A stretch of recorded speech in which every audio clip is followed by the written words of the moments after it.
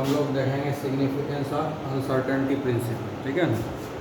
So these are the three main significance of the uncertainty principle. Significance means importance, उसका importance क्या है, उसका क्या यूज होगा, है ना, उससे हमको क्या फ़ायदा है, ठीक है। तो ये क्या बोल रहे हैं कि कॉन्सेप्ट ऑफ डेफिनिट पाथ, क्या बोल रहे थे बोर ने, एक डेफिनिट पाथ है अराउंड द न्यूक्लियस, उसी में इलेक्ट्रॉन चारों तरफ घूमता है, यही बोले हैं। वो डेफिनिट पाथ का बात किए कौन, बोर्स ने। रदरफोर्ड ने तो ऐसा कोई पाथ का बात ही नहीं किए थे, सिर्फ घूमता है चारों तरफ। उसको इम्प्रूव किया कि नहीं एक डेफिनिट पाथ है, बोर्स ने इम्प्रूव किया। और हाइजेनबर्ग बोल रहा है कि नहीं डेफिनिट पाथ नहीं, डेफिनिट पाथ नहीं होगा, क्योंकि डेफिनिट पाथ बनाने के लिए हमको क्या चाहिए, पोजीशन का पता होना चाहिए, इतने बजे यहाँ रहता है, इतने बजे इतना रहता है, इतने बजे यहाँ है, इस डायरेक्शन में। कोई भी पाथ बनाने के लिए क्या चाहिए, उसका वेलोसिटी पता होना चाहिए कि इतने मीटर या इतने सेंटीमीटर पर सेकंड के हिसाब से चल रहा है। तो यहाँ था अभी अब थोड़ा देर बाद यहाँ होगा, थोड़ा देर बाद यहाँ होगा, है ना, बताएगा ना, है। तो पोजीशन भी पता होना चाहिए और वेलोसिटी भी पता होना चाहिए। और अनसर्टेनिटी प्रिंसिपल क्या बता रहा है कि माइक्रोस्कोपिक पार्टिकल के लिए ना तो पोजीशन और ना ही वेलोसिटी, दोनों में से कुछ भी एक साथ डिटरमाइन नहीं कर सकते हैं एक्यूरेटली। और पाथ बनाने के लिए दोनों का ज़रूरत है, पोजीशन का भी ज़रूरत है और वेलोसिटी, दोनों ही एक्यूरेट हो चाहिए हमको। तो संभव है एक डेफिनिट पाथ बनाना जब हमको पोजीशन एक्चुअल पता है ही नहीं, वेलोसिटी एक्चुअल पता है ही नहीं, तो हम कैसे उसका एक्चुअल पाथ बना दें, डेफिनिट पाथ बना दें, नहीं ना बता सकते हैं, ठीक है। तो फिक्स्ड पाथ भी नहीं बना सकते हैं और ट्रेजेक्ट्री भी नहीं बना सकते। ट्रेजेक्ट्री भी अगर हम यही ना ट्रेजेक्ट्री, इसी को बोलते हैं, इस पाथ को हम लोग ट्रेजेक्ट्री बोलते हैं ना। इस ट्रेजेक्ट्री के लिए भी चाहिए कि भाई यहाँ पर कितना वेलोसिटी है, क्या पोजीशन है, यहाँ पोजीशन क्या है, वेलोसिटी क्या है, यहाँ पोजीशन क्या है। तो हर जगह पोजीशन वेलोसिटी देंगे तब ना इस तरह का कर्व आएगा, तब ना ये ट्रेजेक्ट्री हम बनेगा। यानी पोजीशन और वेलोसिटी दोनों चाहिए जब भी हमको ट्रेजेक्ट्री बनाना है या डेफिनिट पाथ बनाना है। दोनों ही केस में हमको पोजीशन भी चाहिए और वेलोसिटी भी चाहिए। और माइक्रोस्कोपिक पार्टिकल के लिए ये संभव ही नहीं है। माइक्रोस्कोपिक पार्टिकल के लिए दोनों चीज़ को एब्सोल्यूट डिटर्मिनेशन संभव ही नहीं है, ना तो पोजीशन एब्सोल्यूटली पता कर सकते हैं और ना ही उसका वेलोसिटी एब्सोल्यूटली पता कर सकते हैं। तो ट्रेजेक्ट्री संभव है क्या, नहीं ना। डेफिनिट पाथ संभव है क्या, नहीं। तो हो गया, रूल्स आउट हो गया कि नहीं, उसकी संभावना ही खत्म कर दिया डेफिनिट पाथ का और ट्रेजेक्ट्री का, ठीक है। वो संभव ही नहीं है, वो पॉसिबल ही नहीं है, ठीक है। इसका मतलब क्या है, कॉन्सेप्ट ऑफ डेफिनिट ऑर्बिट जो हम लोग बता रहे हैं और जो बताया गया है वो कॉन्सेप्ट खत्म हो गया, उसके जगह पर नया कॉन्सेप्ट आया, concept of probability. Concept of probability, probability मतलब कितना संभव है ना। कोई पास पढ़ रहा है तो हम लोग देखते हैं उसके पास करने का संभावना कितना, परसेंटेज लाने का संभावना कितना, प्रोबेबिलिटी, ठीक है। तो प्रोबेबिलिटी का मतलब क्या हो गया कि कोई एक डेफिनेट पाथ तो नहीं है, लेकिन हम बता सकते हैं कि इसी आसपास में हो। तब हम लोग एक रीजन का बात करते हैं कि एक एरिया पर्टिकुलर इस एरिया में होगा इलेक्ट्रॉन, इस एरिया में होगा, इस एरिया में होगा, इस एरिया में ही कहीं पर होगा, ये बता सकते हैं। जैसा हम बताएंगे इस स्कूल में तुम कहीं पर हो, तुम्हारा गार्जियन का भी फ़ोन आएगा, मेरे सामने तुम हो, तुम बता सकते गेट तो बंद है इसलिए यहीं कहीं हो, है ना। ये नहीं बता सकते कि तुम कहाँ पर बैठे हुए हो, प्रोबेबिलिटी बताएंगे इस कैंपस के अंदर होगा, इस पर्टिकुलर एरिया, ये प्रोबेबिलिटी बता सकते हैं कि इस एरिया में होगा, ऐसे ऐसे घूम रहा है। जब कोई घूम रहा है तो थोड़ा स्पेस तो ऑक्यूपाई करेगा ना, है।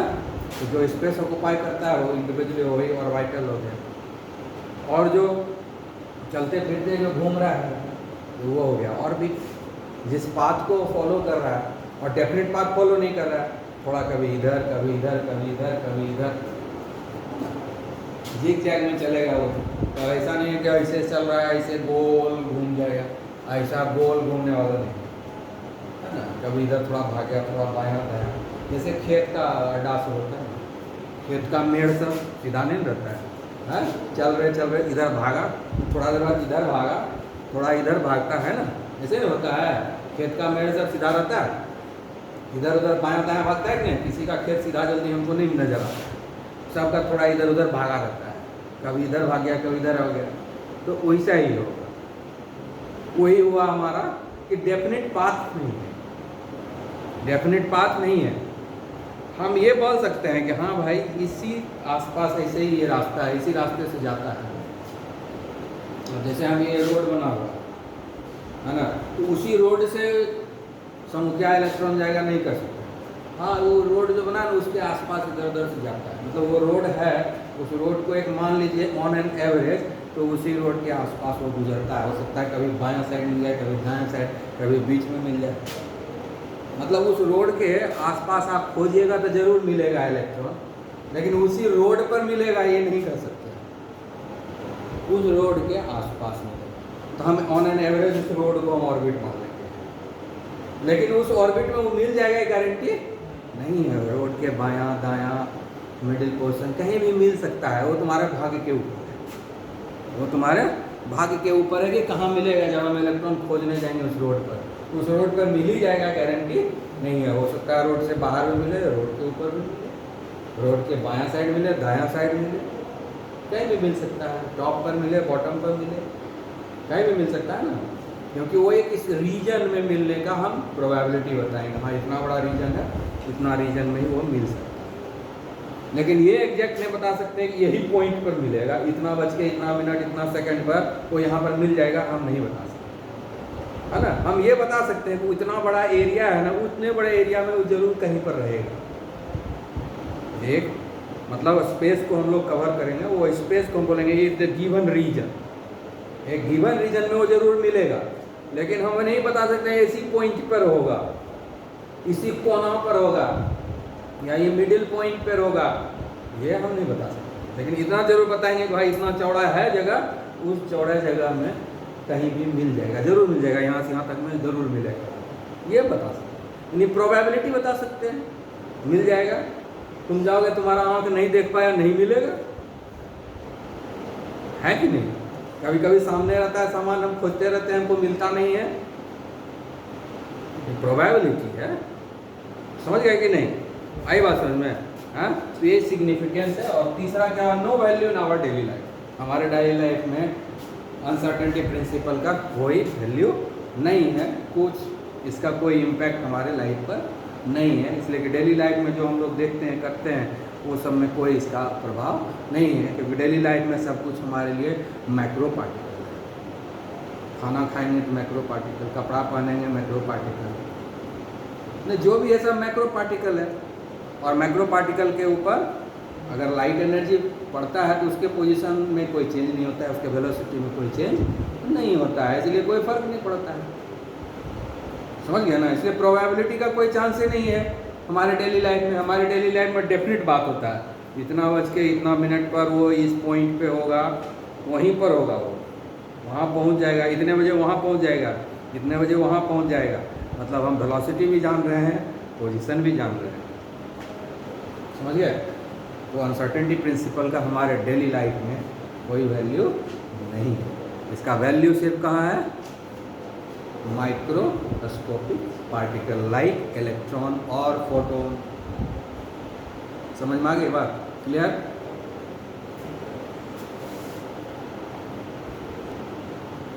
तो अभी क्या कर रहा है, क्वेश्चन है uncertainty momentum of a particle दिया हुआ है, अनसर्टेनिटी मोमेंटम दिया हुआ है, यानी हमारे पास क्या दिया हुआ है, डेल्टा पी दिया हुआ है। कितना है, 6 × 10⁻⁻² kg मीटर पर सेकेंड। ठीक है, मास का हो गया, वेलोसिटी मीटर पर सेकेंड, मास का हो गया kg, मास इंटू वेलोसिटी होता है ना मोमेंटम, तो मास के लिए kg और वेलोसिटी के लिए मीटर पर सेकेंड, यही यूनिट होगा हमारा किसका, मोमेंटम। ठीक है, तो हमारे पास ये दिया हुआ है, अब हम लोगों के पास निकालना क्या है, डेल्टा एक्स, अनसर्टेनिटी पोजीशन निकालना है, यही है ना। तो फॉर्मूला क्या दिया हुआ है, according to Heisenberg, delta x into delta p. हम यहाँ पर जब न्यूमेरिकल सॉल्व कर रहे हैं तो इक्वल टू दे करके सॉल्व कर लेंगे, है ना। एच बाई 4, ठीक है। डेल्टा एक्स तो उनको निकालना ही है, डेल्टा वी पी का वैल्यू कितना हो गया, delta x equal to H by 4 pi delta p लिख दिए, उसका सबका वैल्यू पुट कर देंगे, ठीक है। एच क्या है, प्लॉम्स कांस्टेंट है, क्या लिखते हैं 6.6 into 10 to the power -34 kg metre square, है ना, kg मीटर स्क्वायर पर सेकेंड, ठीक है। आगे समझ में। उसके बाद 4 इंटू पाई, पाई का वैल्यू क्या होता है 3.14 होता है ना। उसका डेल्टा पी का वैल्यू दिया हुआ है 6 into 10 to the power -2 kg metre पर सेकेंड। kg कैंसिल हो जाएगा, 1 मीटर भी कैंसिल हो जाएगा, पर सेकेंड भी कैंसिल हो जाएगा, तो ऊपर में 1 मीटर बच जाएगा, ऊपर में बच जाएगा ना। इसको कैलकुलेट करोगे आंसर मीटर में आएगा, ठीक है। इसको कैलकुलेट करोगे तो क्या करेंगे हम लोग, कैसे कैलकुलेट करेंगे, 6.6 अपॉन 4 इंटू 3.14 इंटू 6 इंटू यहाँ 10 टू द पावर -34, ठीक है। उसका 10 टू द पावर -2 ऊपर जाएगा ना, तो +2 हो जाएगा, 10 पावर -2 जाएगा तो ऊपर जाएगा तो प्लस हो जाएगा ना, तो ये +2 हो जाएगा, क्या मीटर हो जाएगा, ठीक है। इसको जब कैलकुलेट करोगे 8.76 into 10 to the power -34 metre आना चाहिए, ठीक है। कैलकुलेट कर लोगे अपने से, ठीक है। आगे समझ में क्लियर। ये हो गया अनसर्टेनिटी इन पोजीशन, अनसर्टेनिटी इन पोजीशन हो गया, मतलब इतना का डिफरेंस आएगा उसका अनसर्टेनिटी, इतना अनसर्टेन हो सकता है, इतना एरर उसमें आ सकता है, ठीक है। समझ गए।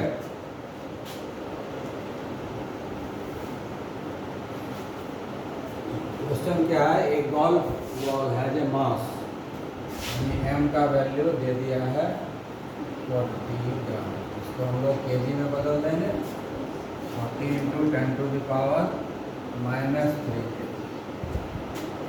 ठीक है। ऐसा यूनिट में करेंगे ना, इसलिए। एंड स्पीड ऑफ, वो वेलोसिटी दे दिया उस गोल्फ बॉल का 45 मीटर पर सेकेंड, ये तो खैर ऐसा यूनिट में ही है।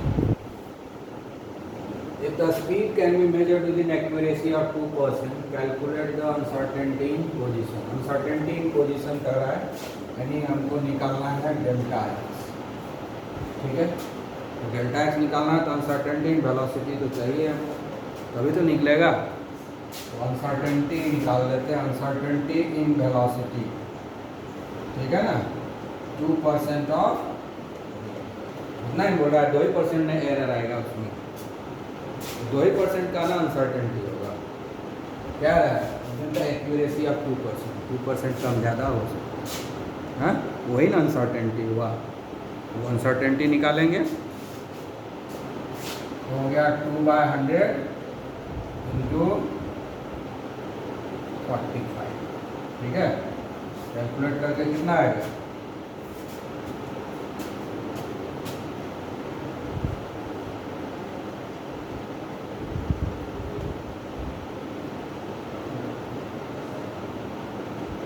.9 मीटर पर सेकेंड, इतना का अंतर आ जाएगा वेलोसिटी में, समझ गया। ये अनसर्टेनिटी हो गया, अब हम लोगों के पास फॉर्मूला क्या है, delta x into delta V equal to H by 4πm, यही ना फॉर्मूला, यही है ना।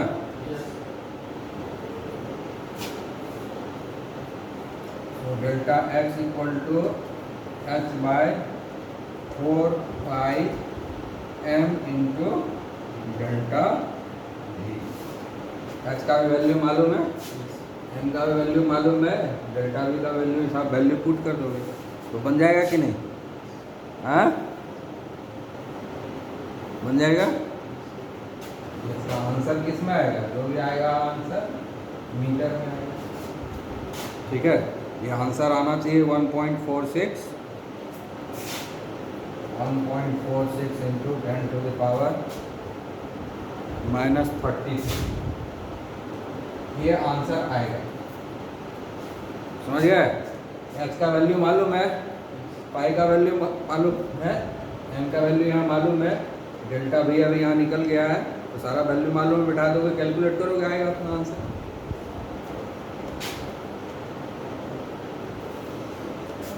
तो अभी इस क्वेश्चन में क्या करना है, अनसर्टेनिटी इन पोजीशन कैलकुलेट करना है एक डस्ट पार्टिकल का। उस डस्ट पार्टिकल का जो मास दिया हुआ है वो 1 मिलीग्राम है। तो कह रहा है इसका अनसर्टेनिटी इन वेलोसिटी का ये दिया हुआ है, तो अनसर्टेनिटी इन पोजीशन को कैलकुलेट करना है। कैलकुलेट क्या करना है, अनसर्टेनिटी इन पोजीशन। ठीक है, दिया हुआ क्या है, मास दिया हुआ है डस्ट पार्टिकल का 1 मिलीग्राम। ठीक है, वो 1 इंटू 10⁻³ ग्राम हो जाएगा, ना। मिलीग्राम से ग्राम करेंगे तो 1000 से भाग देंगे। ठीक है, अब ग्राम से फिर केजी में करेंगे ना, 1 इंटू 10⁻³ इंटू 10⁻³ केजी, यानी फाइनली हो गया 1 इंटू 10⁻⁻6 केजी। अब 10⁻6 केजी में लिखोगे चलेगा, 1 इंटू जरूरी नहीं लिखना। ठीक है, साइंटिफिक नोटेशन में लिखे इसलिए ऐसा लिख दिया। ठीक है, तो मिलीग्राम में दिया हुआ है, उसको हमको केजी में कन्वर्ट कर देना है, क्योंकि हमको तो कैलकुलेशन हमेशा एसआई यूनिट में करना है। ठीक है, इसलिए केजी में कन्वर्ट करना ही पड़ेगा। और क्या दिया हुआ है, अनसर्टेनिटी इन वेलोसिटी दिया हुआ है, डेल्टा वी दिया हुआ है 5.5 इंटू 10⁻⁻20 मीटर पर सेकेंड दिया हुआ है। फॉर्मूला हमारे पास क्या है, delta x into delta V equal to H by 4πm। ठीक है, निकालना क्या है, डेल्टा एक्स ही निकालना है, तो हो जाएगा H upon 4πm into delta V. H का भी वैल्यू मालूम है, सारा वैल्यू मालूम है ना, एच का वैल्यू मालूम है, पाई का वैल्यू मालूम है, एम का वैल्यू यहाँ पता है, डेल्टा वी का भी वैल्यू दिया हुआ है, तो निकल जाएगा कि नहीं? ठीक है, तो इसका सब वैल्यू पुट कर दोगे तो फाइनली क्या आएगा, 9.6 इंटू 10⁻⁻10। ठीक है, समझ गया?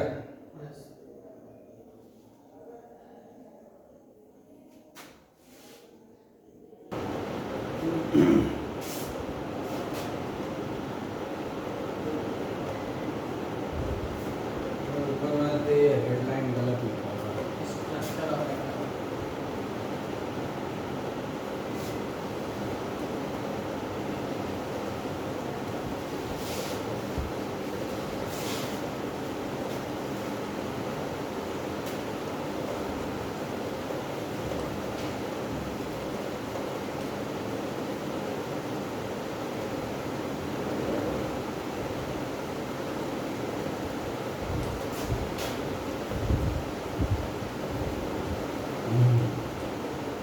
मुलायम जी वर्षा करवा के जा रहे हैं, चले हो गया चले चले, उनको ले जाया जा रहा है सफाई।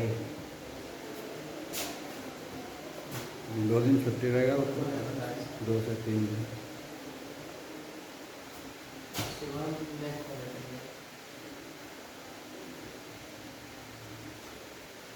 और ऐसे भी पूरा यूपी बंद था, बारिश का हाई अलर्ट है वहाँ, इसलिए यूपी पूरा बंद है, डबल हो गया।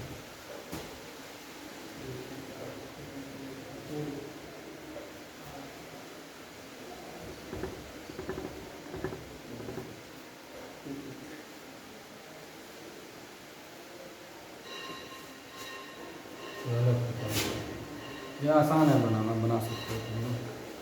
ठीक है तो बना ही रखते हैं। इसमें क्या कह रहा है, calculate the product of uncertainty in position and velocity. बहुत सिंपल है, क्या निकालने बोल रहा है, डेल्टा एक्स इंटू डेल्टा भी, AC का वैल्यू निकालने बोल रहा है, यही निकालने का है, समझ गया। बहुत आसान है, सबसे आसान क्वेश्चन तो यही होगा इसमें। इसका फॉर्मूला क्या है, डेल्टा एक्स इंटू डेल्टा भी equal to H upon 4πm, यही ना फॉर्मूला। हाँ, एच का वैल्यू मालूम है, पाई का भी वैल्यू मालूम है, एम का वैल्यू यहाँ दिया हुआ है, तो सिर्फ वैल्यू पुट कर देना है, बनेगा कि नहीं। एच का वैल्यू मालूम है, 4 तो 4 ही होगा, पाई का वैल्यू 3.14, एम का वैल्यू यहाँ है 9.1 इंटू 10⁻31 kg। तो सारा वैल्यू पुट करेंगे, कैलकुलेट करेंगे, आ जाएगा। ठीक है, ये आंसर आएगा 5.8 इंटू 10⁻⁻5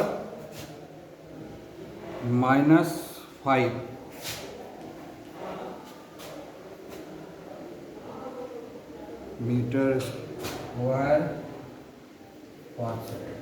ठीक है, ठीक है, आगे सुनना है।